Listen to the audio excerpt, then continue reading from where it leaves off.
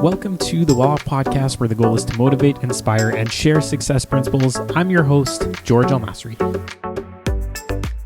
Andrea and her husband, John Paul, began investing in real estate in 2009. And since then, they've been able to grow their portfolio, which consists of multiple different types of properties. She's got straight rentals, rent-to-owns, duplexes, a commercial unit, pre-construction condos, and cottage properties as well.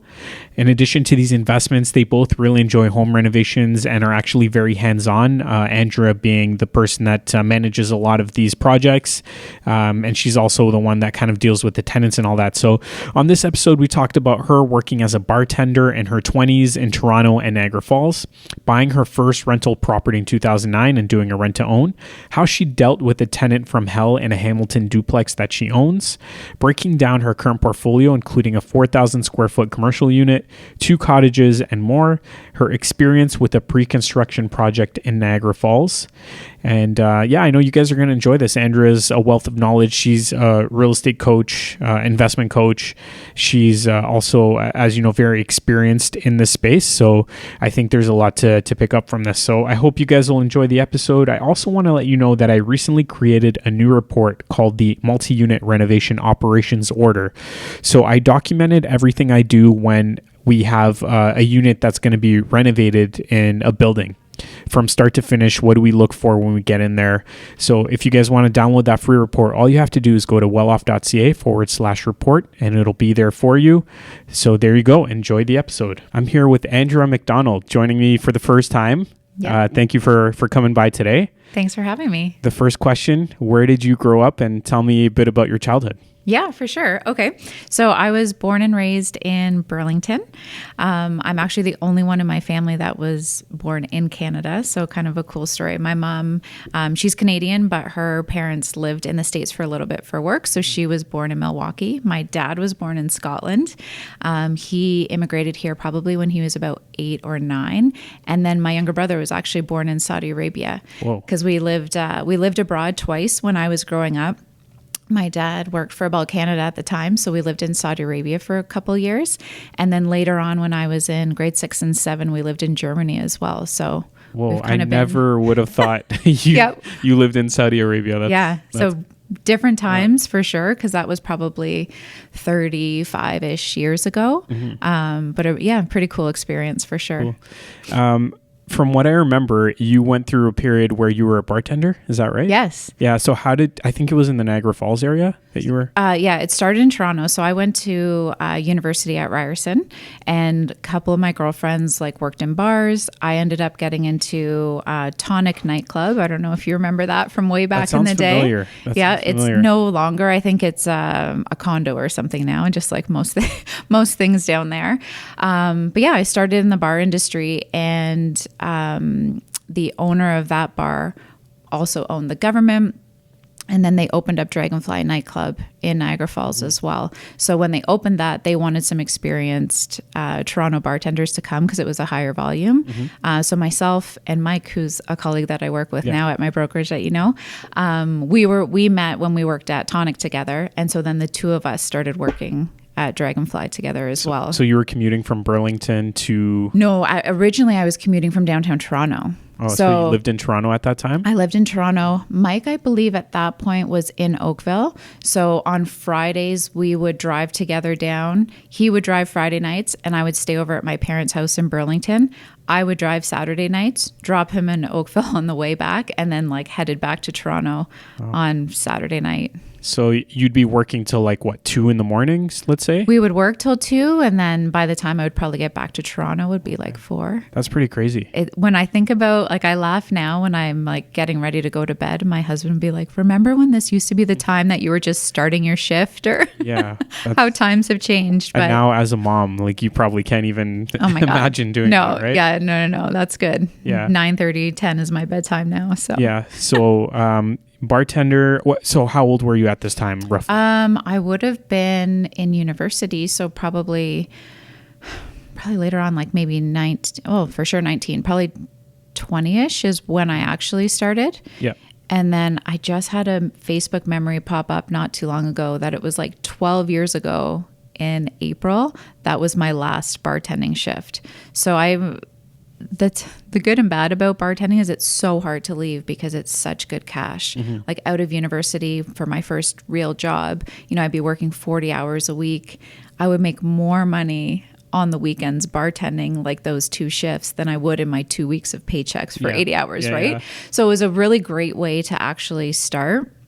Like to get my feet on the ground, to start building a bank account. And, my husband also, my boyfriend, I guess at the time, but now husband, during university, he worked at, I don't know if you remember, this is London. Yeah. I used to go there a lot. Yeah. So he was the VIP host there for years. So the two of us both worked in the bar industry. And that's actually what really propelled us into investing and owning properties. Because at a very young age, we were able to save enough to buy a house and, kind of get things started maybe much earlier than people can kind of do now for sure.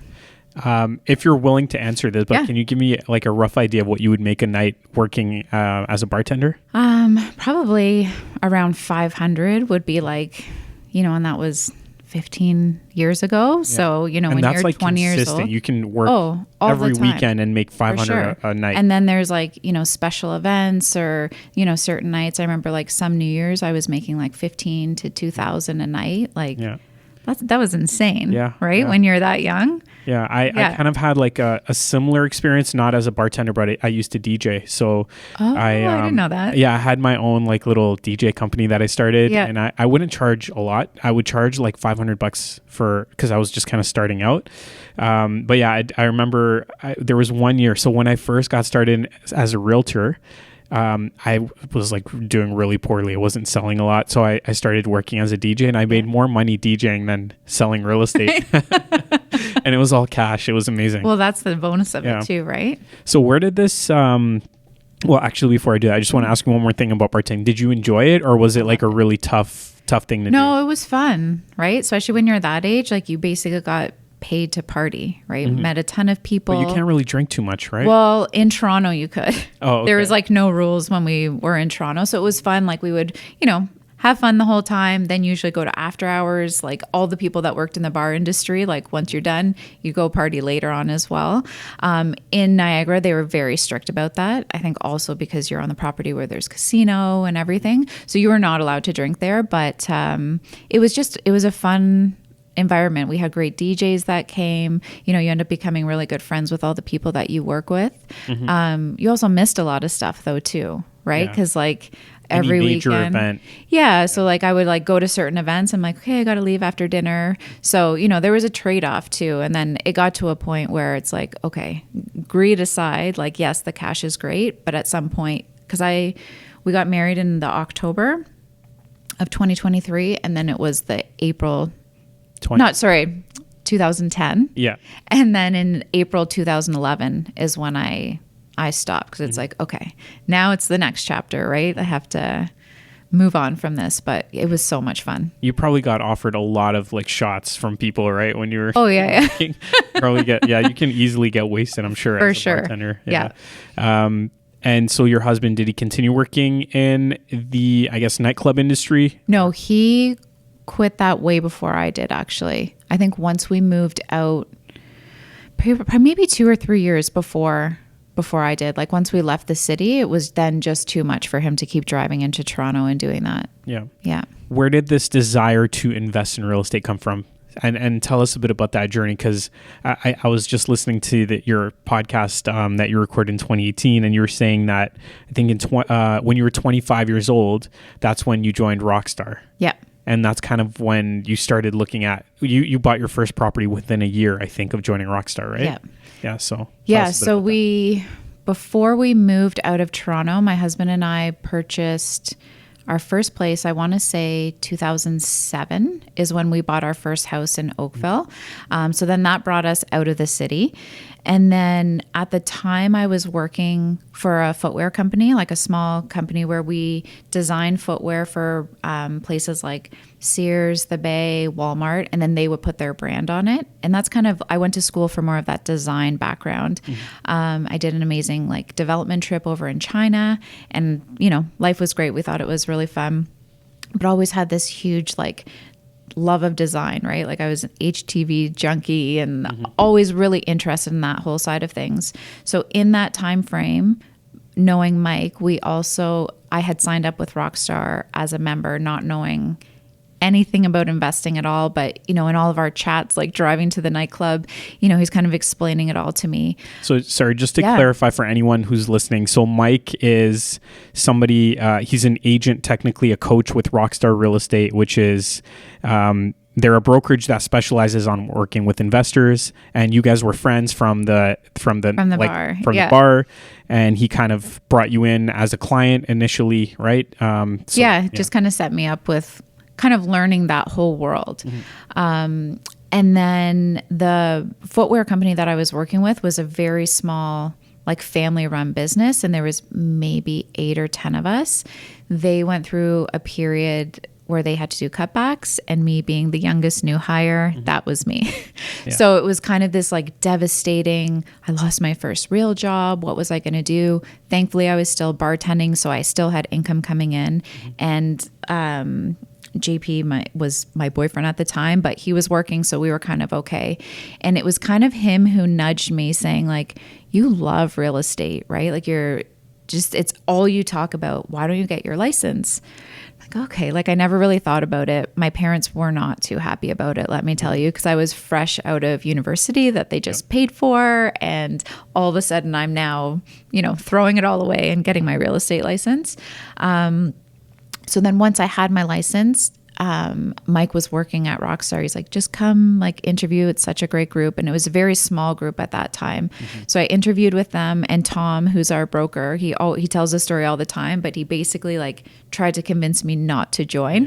Right. He's like, I don't know if you want to do this. It's tough. It's hard. Think about it for a couple weeks and then come back. So I came back and I was still there. I've been with them. This October will be 15 years.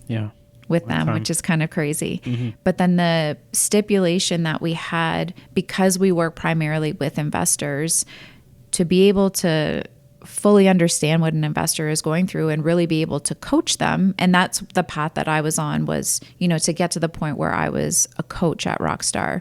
One of the things that they were really serious about is that you had to own your own investment property. And so that would have been the beginning of 2009. And at the time, JP was pretty conservative about that type of stuff. He's an accountant. He owns his own accounting firm. So it's always numbers and like worst case scenario. And I said, for me to kind of go forward with this career, we have to buy an investment property. And he was like, okay, let's do it. So it was that within that first year of working with Rockstar that we bought our first property. So we bought on the Hamilton Mountain a detached 4-level back split for the lovely price of $235,000. If you can even imagine that's what prices were in 2009. And that even included a $5,000 closing cost clause. I don't know if you ever remember that. We used to do that years ago. I've never seen one, because that's like long gone. But I remember when I first started at Rockstar, that was like the most common thing that we used to always do. We added in the additional. Don't do it anymore. No. Like if they see that in the agreement, they won't finance. Yeah, it's not an option anymore. But back in the good old days. Yeah. That was our very first property. And then, from there, when I first started out, I was kind of in charge of the one doing tenant placements. So we advertised a lot, got tenants in, and then I would work with them to find a house, and we would set up these tenant placement deals with our in-house investors that we worked with, just to get that experience, of going through that whole process. And then from there, I graduated on to getting clients and being a coach and stuff. Yeah. It was challenging at first, though, I'd say, because I was 25. Fresh in this business. And then I'm sitting down with couples that are like the same age as my parents, trying to convince them, why investing is such a great idea. Right. And it took me a while to, gain that confidence in that area, because it was an intimidating thing. Right. And I always remember my dad saying, if I sit across the table from you, sure, I can talk to you about my business and tell you a million different things, but you have authority when you're this, right? And it took me a bit for sure to kind of build that. And you're young and naive as well too, right? Oh, for sure. Yeah. We actually have a bit of similarities in our stories because when I graduated from university, I was working for a tech company, and like I really hated the job. It was super boring. So I got fired from my job, and then I got my license after that. So I like reflected and ended up getting my license. And so I started off as a realtor when I was 23, and I had the same kind of experience. Crazy. Like just being worried that people, that I'm the young guy, I'm dealing with people that are, sometimes 60 years old at the time. And like, who am I to give them advice on stuff? So I know exactly what you mean. Yeah, that's exactly how I felt. Yeah. So 25, you join Rockstar, they tell you have to buy a rental property in order to coach other people. So you get that place on the Hamilton Mountain for, you said 280, was it? Or 235? 235, yeah. Yep. And then from there, what happened? Did you do a rent to own on that, or did you do that one was a rent to own? Yeah.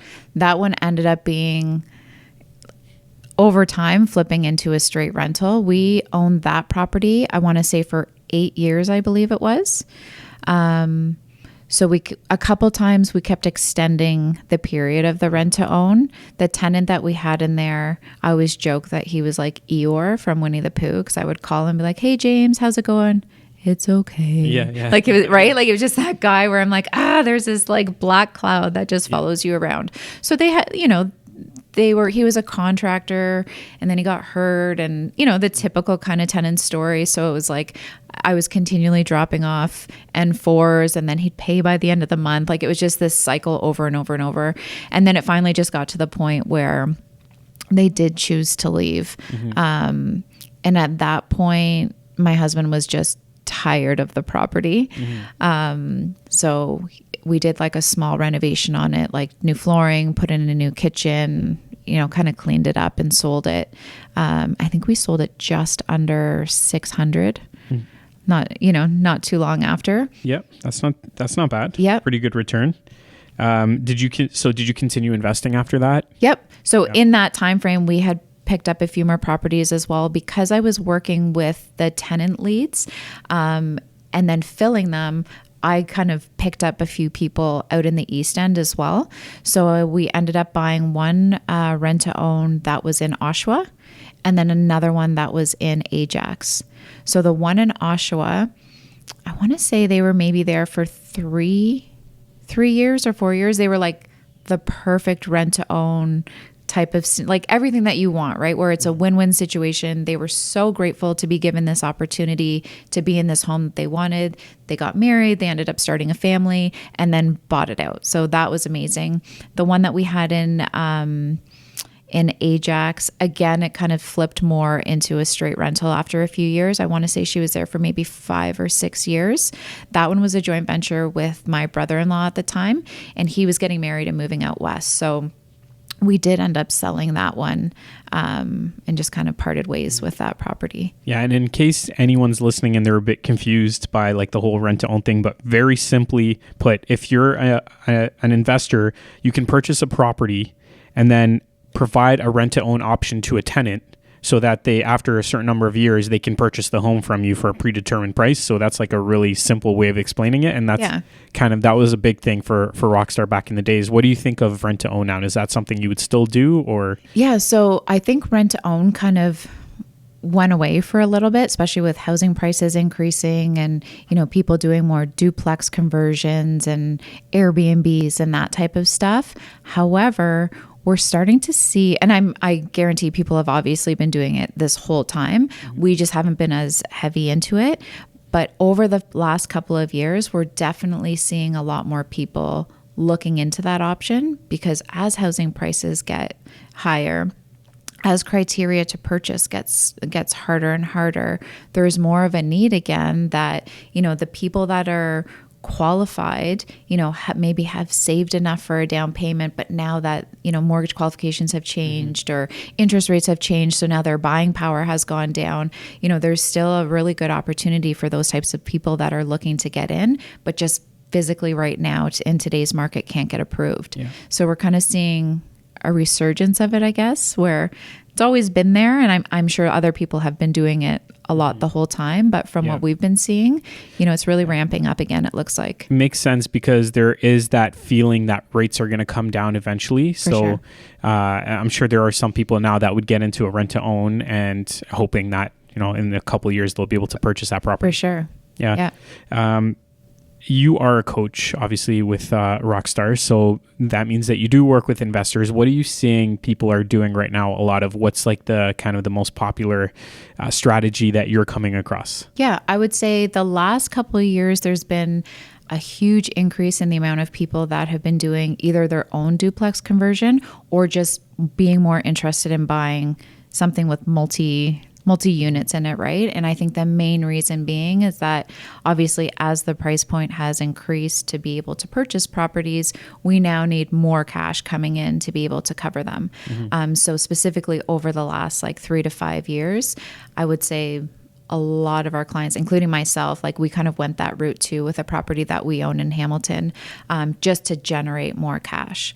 And there seems to be a lot more people taking that opportunity to improve their properties as well. Where when I first started, it was we're looking for a hands-off, turnkey, you get your keys on Thursday, you're doing your showings on Saturday, and your tenant is moving in as soon as possible. Yeah. Where now people are looking for more of the opportunity to do burrs, to be able to pull equity or to even do flips. So I think as, things get tighter or as prices get more expensive, people are having to be a little bit more creative with the type of investments that they're after. Yeah, for sure. I'm seeing that a lot too. There's also, it seems like more people getting into larger multi-units. It seems like people are more interested in at least 4 units or bigger. For sure. And there's also a ton of people now that are starting to get into 10 plus unit buildings as well. You have a lot of different types of investments in real estate. So do you want to kind of tell us a bit about some of your recent projects? I know we touched before recording about the cottages, about the commercial space that you have, some pre-construction units. So why don't we dive into that? For sure. So we own 8 investment properties currently, plus our personal home. So we have a single family rental in Hamilton. That one is like a bungalow, 1.5 story in Hamilton on the East 17th. We had converted it when we first purchased it into a duplex. In the stairwell, we closed it off. We put in the up and down, the laundry there. So there was 2 separate units. That was pretty good for a few years until we had a tenant from hell in the basement. And tenants, it was just a little bit of a disaster. So once we ended up getting them out, my husband was either sell this property, please, or because he's the one, I deal with the nice side of it. And then if there's issues when cops get called, I send him for that. So he deals with the bad part of it. But he's either sell this or let's convert it back into a single family. So that's what we did last year. We converted it back to single family. We're still getting great rent. I think we're almost at $3,500 for the whole house. We have an amazing family in there now. So that's really taken a turn for the better. We own a condo in Niagara Falls. So that one was purchased. Oh, I know that one. Yeah. That was the pre-construction one that you bought? Yeah. Out on the golf course, right? Yeah, I was selling those units a couple years ago. Oh, were you? I forget the name of the project. Upper Vista. Yes, Upper Vista. I was selling those units before. This was 5 years ago or something. Yeah. Yeah. I think we bought it in maybe 2018 or 19. And the intent at that time is when it closed, because of the proximity to Niagara Falls, to the border, to the casino, we were going to do it as a fully furnished, either short-term rental or hopefully an Airbnb. Then when we closed, the pandemic hit and you couldn't do any of that. The construction of it got so delayed. It was almost 2 years after we took possession that the amenities were finished. There's been all these issues with the building. So that has just turned into a straight rental. And how are you finding that as an investment? Just out of curiosity, because I was selling those units, so I'm kind of curious. So I hate, this is the one I hate the most, to be perfectly honest, because of the developer. The developer there's a lawsuit against the developer right now, just because of all the issues that's happened in the building. They have another project that they were doing in Welland that apparently collapsed, or like there was something wrong where they ended up having to demolish what they had already. Oh, no way. I heard about that, I think, So where that's the same there was a people. structural problem, right? Yep. And the building They had like to get collapsed. permission from the city. Like I think some of it collapsed, and then they had to get permission from the city of Welland to then like implode the rest of the building. And then they are also doing a project up in Muskoka. So it's been a big headache with finishes and issues. Like there's always issues with all like AC, and so it's a bit of a disaster. The price, it's not worth selling though, just given what we paid, what they're selling for right now. So this to me is just long term, hold it. You know, I always have faith that eventually it'll turn around. It's not like bankrupting us by any means. Sure. It's just not the idea, not what we intended it for. Cause I had these great plans of, you know, it being this awesome Airbnb because people are going to go to the casino for the weekend. Do that though at this point? So they have, I think it's like a 3-month tenancy clause in there that you have to do, which is fine. I would love to do it as like a short term, like maybe a fully furnished short term. I just don't know if the demand is there at this time Does for it it. have to be minimum 3 months, or you're saying maximum 3 months? Minimum 3 months. So it would be more of a medium Exactly. term. Yeah. Yeah. So they, you know, they obviously try to discourage that. So it may still be happening in the building. Like I wouldn't be surprised if it was. But it's fine. Like it is what it is. Yeah. And then we have another, a townhouse in St. Catharines. And again, that's a straight rent. We've got a great family in there. They just passed their 1 year and they're continuing on. So that one's doing well. And then we purchased 2 pre-construction condos in 2019. So we bought a unit in the district trail side, which is in Oakville at like 6th Line in Dundas. That one we have occupancy, I believe, in October. That got pushed, of course, because of pandemic. And then we also bought at the Well in Toronto, which is right at Front in Spadina. That's a 2-bedroom. It's like a cool unit. Like that one I'm pretty excited about. And that one we get tentative occupancy in July for that one. Cool. Yeah. When you were starting to acquire these different types of investments and whatnot, did you have a certain goal in mind that you were trying to reach? Like, are you just trying to build up your net worth, kind of that retirement thing, or was it a cash flow goal? Yeah, I don't think it was ever necessarily a cash flow goal, like more of the long term that we're always looking at. And it's probably, our goals have probably obviously changed from when we first started investing when we were like 25, 26 to what they are today. Because our goal now is net worth and generational wealth for our kids, right? We want to be able to, you know, pass these properties on or be able to pass the funds on from them so that they can purchase their own property or go to school and so on and so forth. So yeah, I think our goals have probably changed throughout, where when we first got into it, we had no idea what we were doing. And we're like, yeah, this sounds good. But what our properties have allowed us to do over these 14, 15 years, you know, we wouldn't be where we are today without real estate. And that has nothing to do with me working in real estate.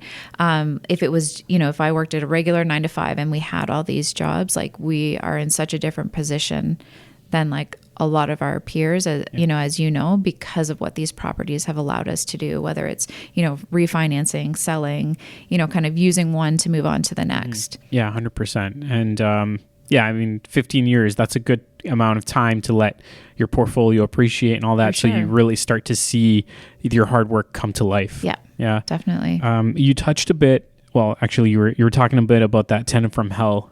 Yes. From the duplex in Hamilton. What happened there? Did you like assume this tenant, or did you pick the tenant? So I was lucky enough to pick her myself.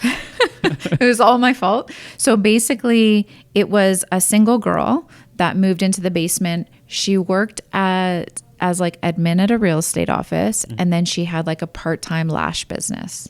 She was nice. She was younger, but it was like a small 1-bedroom, checked all the boxes. It was great. What ended up happening is that she was barely there. Like she would stay at her boyfriend's or her friends' houses, and her mom moved in, and her mom had a very abusive partner. Oh. So the people upstairs would hear her basically being abused call the cops. Then they would come, and it caused so much friction between everybody. So it was just the fight of all that. And then sometimes the daughter would have friends over, and there was drinking and partying, and that was kind of the basis of all of it. So it was kind of like this domestic abuse situation. But the unfortunate thing is I never rented to the mom, right? I rented to the daughter. If she was just there, I'm sure it would have been fine and no issues were caused. But then it started all this stuff upstairs with those tenants, and it all went kind of down. And then, of course, the neighbors weren't very happy about it either, right? Like they live there. It's a personal home. Yeah. So, yeah. And like on the mountain, it's a nice area. It's not like, For sure. Yeah. It's a nice pocket. Yeah. Did you have a chance to like discuss with the paralegal about what your options are at that point, or what'd you do? I think I work with Kelly Hawks a lot. So we probably did chat with her in that process. We basically gave the lower tenant an eviction notice, just saying that they were obviously disrupting. Like an N5? Yeah, they were disrupting everybody from living in there. So it took a couple months. I remember we came to some kind of an agreement that basically if she left by a certain date and it was tidy and clean, I would give her $500 or something like that. Because at that point I was like, not a full cash for keys, but just some incentive for her to actually move out and not leave it in a total mess. It definitely did need some work, but it's not like, it was completely destroyed or anything. Yeah. It's a tough situation. I don't know what you can do. Like, I'm not sure what the rules are if in that scenario where you sign a lease with a person, but then they bring in other occupants. Like I've kind of had a scenario like that happen before, and I feel like your hands are kind of tied. I'm pretty sure they are, because there's no proof necessarily that they're living there full time, right? Because I don't know, it's how it is, the landlord-tenant board, right? It's very heavy in the. So would you have, going back to that time when you were picking out your tenant, would you have done things differently? Like obviously, not knowing the result, but do you feel like you would pick somebody that's maybe working like a full-time job, or a couple or something like that? Yeah, I probably would have taken the couple. Like I had quite a few applications, and it's funny, I went with her because when I'm filling a duplex or for a duplex of my own, I try to be super conscious of the mix of up and down, right? Like, do they have kids that are going to be running around? Like I try to just be aware of that. So my thought process was, oh, good, it's a single girl. She said she works a lot. Yeah. She's probably not going to be there too much. So it was more that than I was like, oh, well, if it's this couple, there's now two people there. Maybe they're going to have friends over and it would be allowed.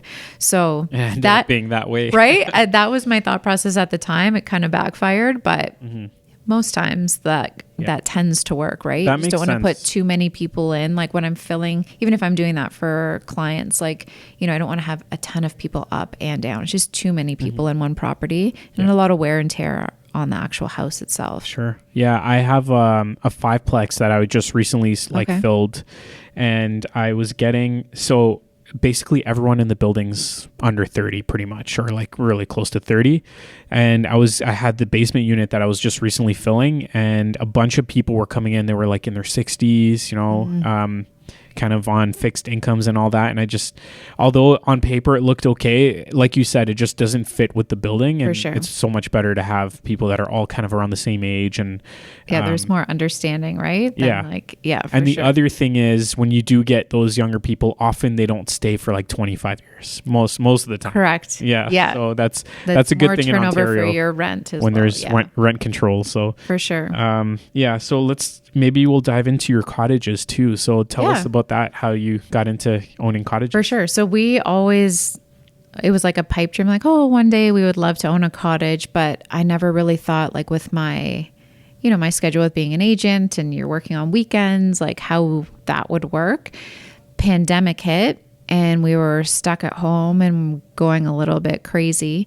So we had booked, actually a client of mine, we booked her cottage to go in the summer. And I remember telling my husband, I was like, yeah, I booked this cottage. It was $5,000 for the week. We have to bring all of our linens, and there's no Wi-Fi, but we can like pay for a internet stick. He's like, you did what? I was like, I don't know. We just got to get out of here. Like, I can't be in this house anymore. Yeah. And so we had been like casually talking about like cottages at that point. He's like, let's start looking. I'm like, okay. So we actually found a contact, like a real estate agent in the Kawarthas, because to me, like I have a girlfriend who purchased a cottage in the Kawarthas. Everything seemed great. They purchased in November. Come the spring, doesn't realize that there's like lily pads everywhere. And right, I just find there's so much more when you're purchasing a north property. I don't even know what a lily pad is. Okay, so then that you definitely need an agent if you go north. But it was just the agent that we picked, born and raised in the area, knew every single lake, knows if they're mucky, like just all that information. And then, there's septic systems and wells, and you have to get water testing and all that. So anyway, we had our criteria. We wanted a certain number of bedrooms. And then the intent was that we would use it, but then also, rent it out as well. We went out with her like one day. We looked at 6 properties on 6 different lakes. The property that we loved was sold conditional upon sale of their property. So we submitted an offer. They weren't able to firm up, and we purchased it. So we kind of lucked out. We got that. So they had an escape clause. They did, like a 24-hour escape clause. Yeah. So they weren't able to firm up on their property. So we lucked out with getting it. Yeah. We took possession, I think like mid-July. We had the cottage for like 10 days. And then I had rented it for the whole summer. Wow. So we hustled when we first got it. It was overall in good condition, just dated. So we did a few minor things like that first year. And then we've done quite a lot of renovations, more renovations than we would have if it was purely just an investment. But because we're using it as well, it's for our personal enjoyment too. I would have to say of all the properties that we've purchased ever, this has been our best because I can't use my duplex in Hamilton, right? Like especially over the pandemic, I feel like it was such a lifesaver for us. Like we would go up for a couple weeks with our kids. They would do online school there, but then they were like outside in the lake opposed to, being on their iPads at home. Yeah. So then there's a cottage directly next door, a much smaller one that's just a 3-season, needs so much work, just really dated. The family that owned it has had it probably for like 30 plus years. The nieces and nephews were using it, but the actual owner of the property never came up. She's ill, so didn't come up anymore. They tried to sell it last year, like previous summer, and nobody would purchase it because I think it was too overwhelming for people, given the fact it's much more challenging to purchase a 3-season with the bank than it is a 4-season. You need more down. And then it just needed work as well. So it was off market. And then last January, I think we started the discussion with them like, hey, would you consider a private sale? So we ended up buying it for them, taking possession the end of May last year. So we're just coming up on our first year. And then same kind of thing, starting like July 1st, I had it rented for the whole summer. So again, we just kind of busted for a month and really we put in new flooring, new windows. We obviously decorated it all and did all that kind of stuff. So, what we like about this is obviously it makes it a lot easier for having 2 cottages side by side. So when we're renting, I do a Friday to Friday rental. So my cleaner comes, between 10 and 4, she does both properties. Our lawn maintenance guy goes back and forth, just in terms of being so far away, to have everybody already in place has made life so much easier. And then how the properties are each a little over 100 feet of waterfront, but both docks are on opposite sides of the property, so they're very close to each other. So what we're in the process of doing right now is we're moving the next door dock to the other side of the property, which now gives us more privacy as well. Yeah. And then adding in armor stone stairs into the water and, just doing those types of improvements. And then we'll probably put up, there's trees right now that go between the two. But just to continue to kind of build that up so that, if the time comes that we do decide to sell that, we've now also selfishly improved our property a lot as well by adding in that additional privacy too. Makes sense. Yeah. Are you able to convert a 3-season cottage into a 4-season? You can. How does that work? So you have to have like insulated lines for obviously like your water and stuff like that. Then you have to have a heat source as well. So we're looking into the option of doing that. We may do that maybe in the fall. And we've had different quotes, but we think given the current condition of our place, maybe be around like 20,000 all in. Well, would you have to rip out all the drywall to get I don't to the think so. I think lines? we'd have to rip out like the flooring underneath, but because it's not like a block foundation, you can actually access underneath. So I think you'd have to take, the bottom part of the flooring out, obviously add an insulation and everything under there as well. Mm-hmm. And then probably build a little area because there's no basement, either build something enclosed underneath. When you see like the furnaces in the underground area, like in an old basement, like it's almost in like this tiny little area. Yeah. So we might have to do something like that to get like a heat source in there, or build a little with like a little room. latch inside. Yeah, or like build like a room off the side of like on the one side that would technically like house the furnace and everything. Or what if, I don't know how big this place is, but would it be possible to just put like a gas fireplace in there as a heat source? So there used to be one in there because you can see like a hole in the ceiling that was covered up. So yeah, potentially that might be a way that we can go. We haven't fully explored it yet because we're like doing all this other work. But that would be a potential, because I think if the time comes that we do want to sell it, it's obviously there's more value in a 4-season, and it's easier for someone to purchase a 4-season than a 3. For sure. So like the sale itself would go better. So how did you go about renting these 2 cottages out? Are you just doing Airbnb or like something No, else? I'm doing it all myself. And I think a big part of that is because it's our personal and we use it too. I'm a little bit more conscious of who's going to go into the property. So there's a website called cottagesincanada.com. Yep. So you can like list your ad on there, and it's similar to like Kijiji back in the day, where you could pay for different ads, like the gold one, the premium, silver, right? In terms of the visibility. And then when people respond on that website, the email comes directly to you. So then at that point, I'm checking out their Facebook, their Instagram, I'm asking them questions, I'm getting copies of their photo ID, knowing if they have pets, all that kind of stuff, just to get a good feel of who's actually going to be in the property. With Airbnb, I feel like I lose too much control with that.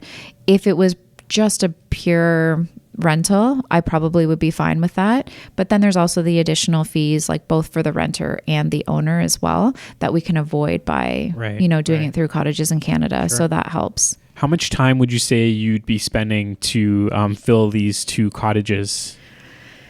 It depends. So our main... Or also the management of them, like hiring the cleaners and doing all that. Yeah, it's a fair amount of work, I think, initially with the setup, because I had to do... This was so new to me, right? Like there's some really good... one of our clients has actually started like a cottage owner group on Facebook. So that has a ton of information, because people are sharing like their contracts, and, you can just find what other... cottage owners are doing for their rentals. So I just think the initial setup of everything was a lot of work, because you're basically setting it up like a Airbnb in terms of fully furnished, fully stocked. It's like a whole house, right? So I've gotten pretty good now at like knowing everything that you're going to need to kind of run it. But now that it's set up, our main cottage, we have a lot of repeat guests, which is nice. A lot of it is word of mouth and referral.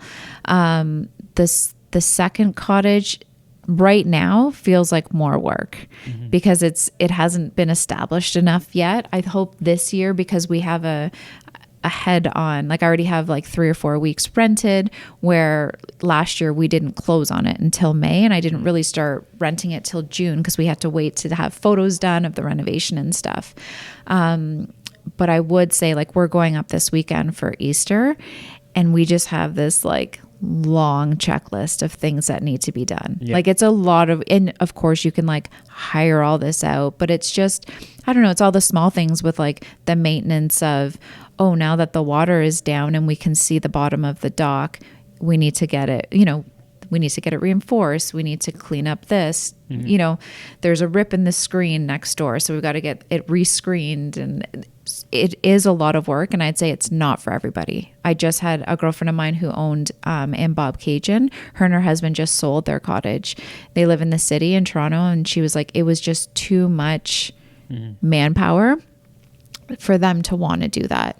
And if you're not handy or you don't have good people in place, I think it makes it more challenging too. It's good for people that want to work when they're away. For sure. Like my husband doesn't mind like having jobs, right? You can't just like I can sit on the dock all day and do nothing, where he like needs to be busy. So, you know, we're constantly doing stuff, and that's fine. But yeah, if you're not into that, you just have to be prepared to then hire people. And then hiring people in cottage country is a little different as well too. We've lucked out that, you know, through some like local Facebook groups, we've lucked out into like a really great contractor. So like they're the ones that just moved our dock over, and they're putting in a staircase for us. So, you know, once you kind of develop those contacts, kind of like anywhere, you know, it's nice to have people that you can rely on. And we have like an amazing, there's some of the people like on our road live there full time.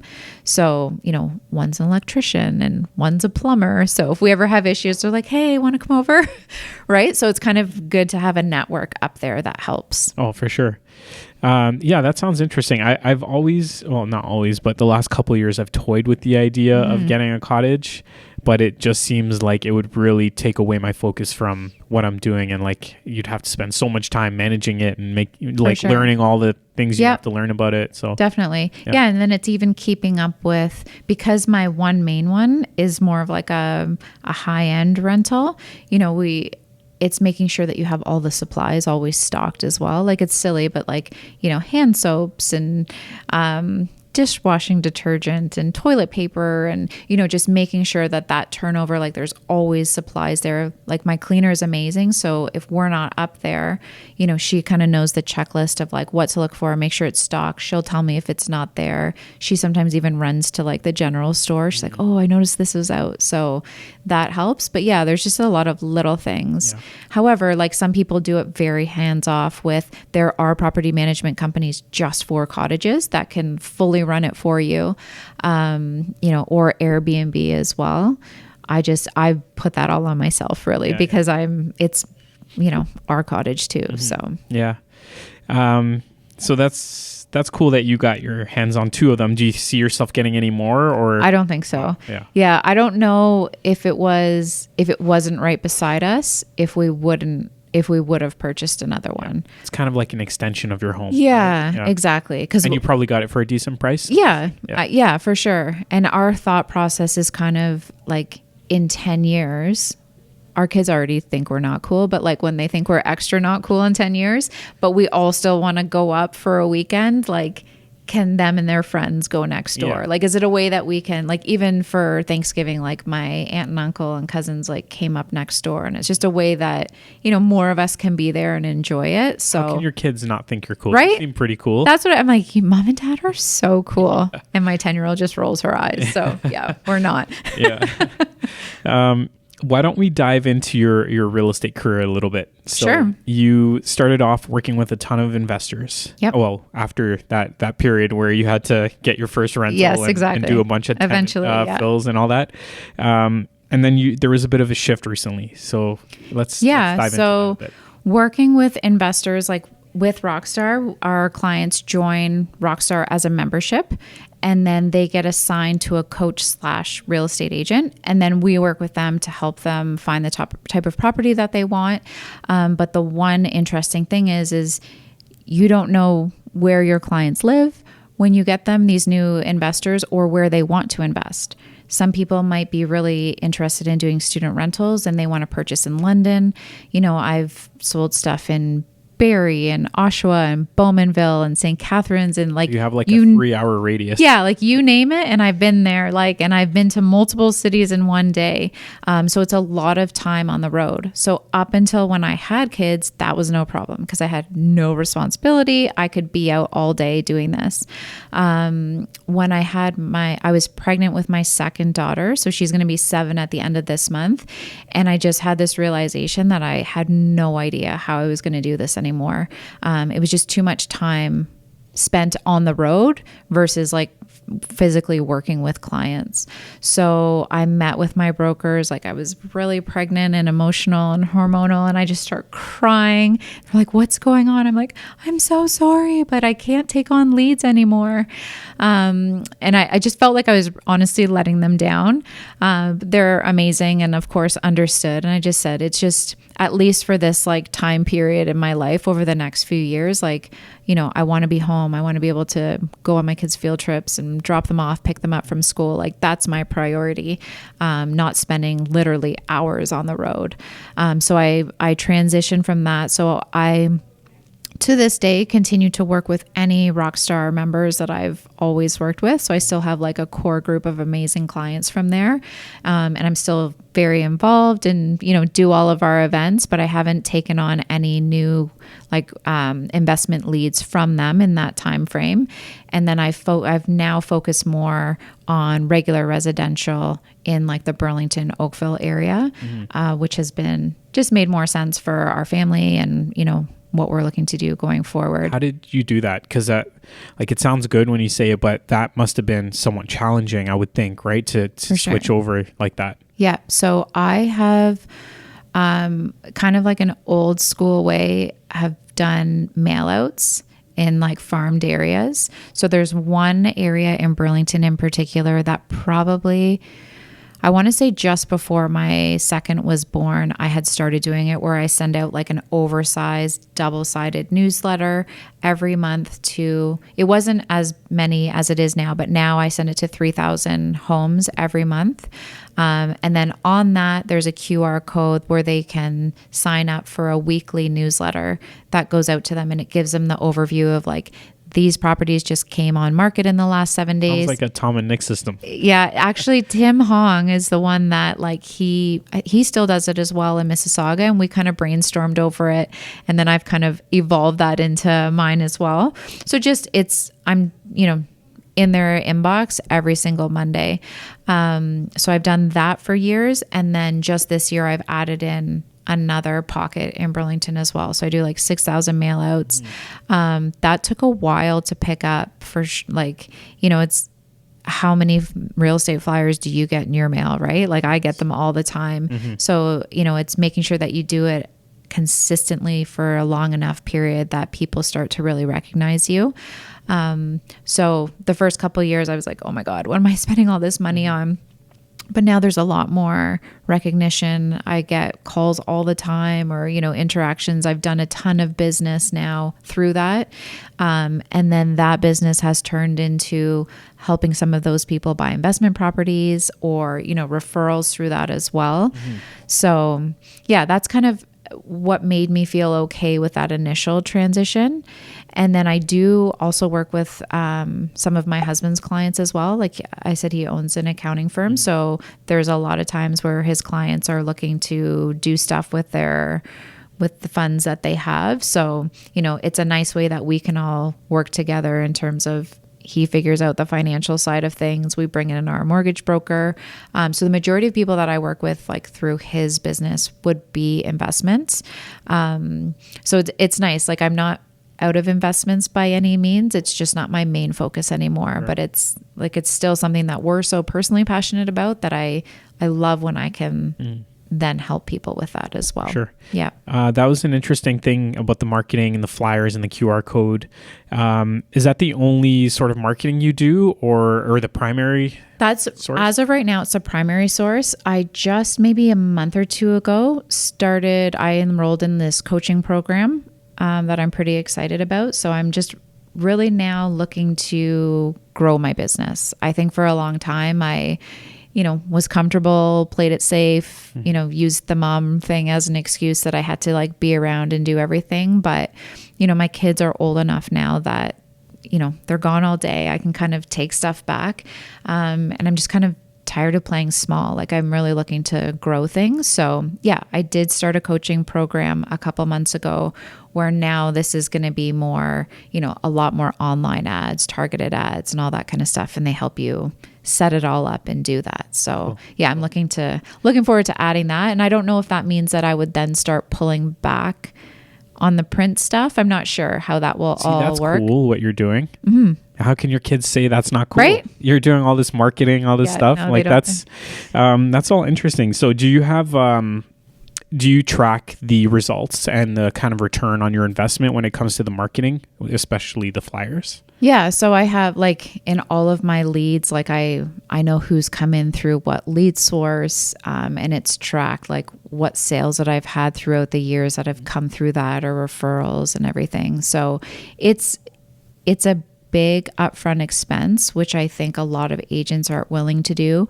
Or similar to myself, when I first started, I wasn't able to do that either, right? Like it was just, let's please get a sale, and like, when does it close? But, you know, doing this for 15 years and also, you know, having a husband as well, like we have more that we can invest into my business. But it's basically like having one sale from these areas, given what the sale prices are, you know, pays for my advertising for the whole year. So even if it's a break even, like people are seeing my sign in the lawn, like to me, that's worth it. How do people feel monthly? Yeah.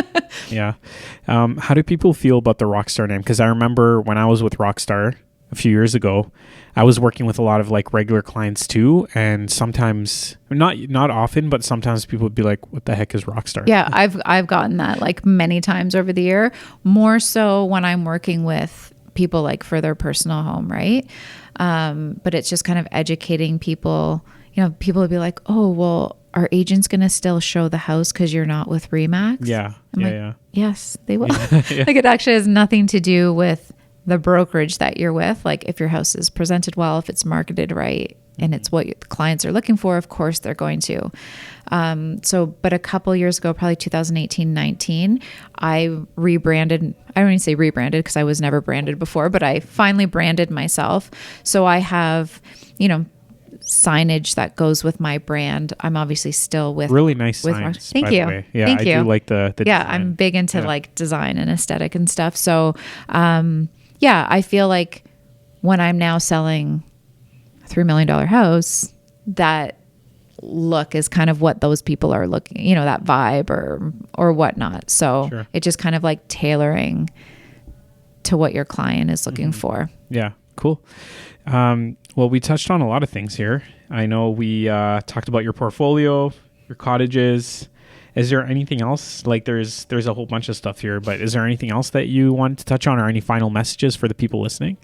Did you want to talk about my personal home, that whole transition process? I forgot about that. Okay. Yeah, let's talk about that, because people thought you were crazy. Yes, people think we're crazy. And that's we're good with that. So we love real estate, obviously, but we love renovation and projects, and the uglier the house, the better. So we first moved to Oakville and stayed in that was our first home, stayed there for a few years, renovated that, moved into another house in Burlington in Millcroft in 2011, end of 11, beginning of 12. And when we looked at the house, I said to my husband, I think we only need to change the backsplash in the kitchen. He'll never fall for that again. We basically like gutted the whole main floor, did a huge renovation like before we moved in, stayed there for 5 years. We wanted to move because at that point we had our 2 kids. My youngest was like 4 months, and we wanted a pool. So we moved to another area of Burlington, an older house. It was so old. It was like that typical like pink carpet, gold 80s fixtures, like not the cool gold that's out now, like everything. So again, we did a massive, like the biggest renovation we've ever done. We did on that property. We fully landscaped the backyard. And it was beautiful. We loved it. Everyone came over, oh my God, it's so gorgeous. And then we had been there almost 2 years, and my husband came home and he said, I think we should sell the house. And I had like pure panic. I was like, oh my God, this guy's going to divorce me. Like, what is happening? Right. And so like, as we talk about it more, you know, we love investing and we love doing stuff and always having projects on the go and everything. But we had almost like pigeonholed ourselves that we had done this. We had this beautiful house. It was lovely. But because we had such a large personal mortgage, it was stopping us from doing anything else in real estate. And that kind of like killed our spirit a bit, right? Where it's like, what's the trade-off? Like, do we just want to have a beautiful house, or do we want to keep growing our portfolio and challenging ourselves? So we sold our house. And as I was saying to you, everybody thought we were crazy. Like, were we going bankrupt? Were we having marriage issues? Like, what was going on? Because everyone was like, why would you leave this house? So we sold the house. And at that time, we had some of our like rent-to-owns buy out, or we were kind of clearing up some properties that we had held for a while. So it was almost this fresh slate that we started with. And we said, we're going to sell and we're going to rent for a couple of years to figure out, one, where we want to end up. Because as much as we love that house, we didn't love that area once we had been there for a little bit. So we said, we're going to rent for a couple of years and figure out where life takes us. Mm-hmm. So we ended up renting like Brawny, Lakeshore area in Oakville, falling in love with the area and saying, okay, like, eventually we do want to live here long term. And in that process of renting, that's when we bought, you know, the newest cottage was early, but we bought the pre-constructions, we bought the Hamilton property, we bought all of those properties. So the funny thing is we were now mortgaged for way more than we were when we just had our personal property. But the way that it all worked out, it allowed us to really grow our portfolio at that point. My husband bought like a 4,000 square foot commercial unit that we built out in that time frame as well for his business. I work out of there now too. And then in that process of when we lived there, a house came for sale, literally like one street north of where we were. So in 2020, summer of 2020, like right after we bought the cottage, which was crazy because we weren't looking to do, of course, when you're not looking for it is when it comes. Yep. We purchased this lot that we intend to like build a custom home on. We didn't close on it for quite some time because there was some issues with title and having to get stuff severed. So we didn't close on it until 2021. And yeah, that's kind of the game plan now, is that we've finished all of our drawings, and probably around this time next year, like we're going for permitting soon, but that can be like a 6 to 9 month process. And so we're going to build our dream home next year. Very cool. Yeah. I love that you guys had the courage to like rent. I know that must have been really tough to do, but I think it ended up being really good for you. For sure. That's why people probably thought, like, what are you For sure. I think for me too, it was like the perception too, that was a bit hard for me. Like, we had this beautiful home, like we loved entertaining. And then now I was living in like this rental. And for a while, it like took me a bit to like really adjust to this new life. And but then work so hard to and it was kind of like, what did we just do all this for? Right. Like, you're kind of let down by it. But by doing that, like where we are today, 3 or 4 years later versus where we would have been if we just stayed there, we would have had a nice life and been happy and so on and so forth. But this has really like propelled what the next 10 or 15 years will look like for us by taking those risks. Yeah. Kind of not exactly the same, but when I first moved in with my now wife, we rented for a year, and we were both like, she had a condo, I had 2 homes at the time. And people kind of said the same thing to us, like, why are you guys renting? Why don't you just buy? But it was the right thing to do. We were testing out a new area. We lived in Mississauga, and it ended up working out really well. We were able to buy some rental properties during that time as well. So, I think for some people it makes sense to rent sometimes and then end up building up your assets. Yeah. As long as you're looking to get back into the market, right? Yeah. For sure. So that covers your personal home story. Yeah. Any final messages for anyone listening, anyone that's kind of stuck or anything like that? Yeah. So there's one quote that I live by. And as you know, at Rockstar, every year at our birthday, we have to give words of wisdom. I forgot about that. Yeah. So mine's coming up soon. But my favorite quote that I've ever read is, whatever you're not changing, you're choosing. Mm-hmm. So you can sit here and you can complain about things or wish that things were different. But if you're not doing anything actively to change it, you're choosing that. And then you have to be at peace with the fact that you've chosen that. Right. And leave it at that. Or if you want it enough, you change it. Mm-hmm. So, I think that's so relevant in like every aspect of life, like whether it's investing or personal happiness or relationships. Like you're in charge of how your life goes, right? And be happy with it one way or the other, that like you're in control of it no matter what. 100%. That's a great quote. Yeah, I love that one. Yeah, I think that applies to a lot of people, actually, to all of us, really, For sure. to everyone. Yeah. Awesome. So just to finish things off, do you just want to tell people how they can reach you and the kind of services you're providing today? Yeah, for sure. So I obviously still work with a lot of clients that are looking to grow their investment portfolio. The majority of areas that I work in for that would be like Hamilton out to Niagara. And then my main service now would be, buying and selling personal residential properties. And my main areas of focus are Burlington and Oakville for that. So you can catch me on Instagram at Andrea McDonald _homes. Same for Facebook. And then my website is mcdgroup.ca.